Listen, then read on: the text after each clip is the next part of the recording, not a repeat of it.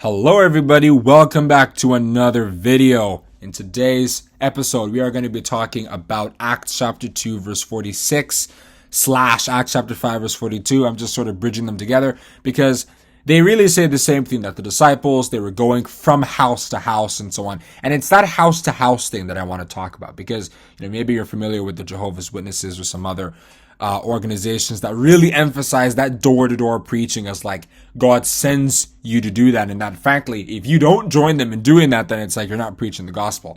So, and they often cite verses like this to support that idea. But what I want to say in this video is that that's not what the house to house means. Okay, these brethren were eating in the houses of believers. So they were going from one house that was a believer's house to another believer's house. They were not going to random people. They were not knocking on random people's doors. And Jesus himself advised us not to preach in that manner of going to random people in Luke chapter 10 verse 7, right? He said, "And in the same house remain, eating and drinking such things as they give, for the laborer is worthy of his hire.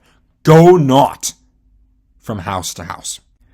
My point is not that we should never spread the gospel, though, because maybe you might think that. My point is that we should wait for God to send us first. And how does God send us? He will create the opportunity. People will express interest in our message, and then we will preach them. That's what happened in Acts chapter 28, verses 21 to 24. Some Jews had asked Paul to explain his beliefs to them, and then Paul went ahead to do so. Because let's never forget what Jesus said in John chapter 6, verse 44. No person will believe the gospel except God first invites him. God Almighty, using the angels, he preaches first, actually. Right? Revelation chapter 14, verses 6 and 7. It's the angels that preach first by opening the heart of the person, and then we go preach later, and it's once the angels have done their work that our preaching actually has any value, which is why we should wait for the angels and God Almighty to create the opportunity, because that's when we'll know it'll have any fruitful results. So I think that addresses what the meaning of house to house is.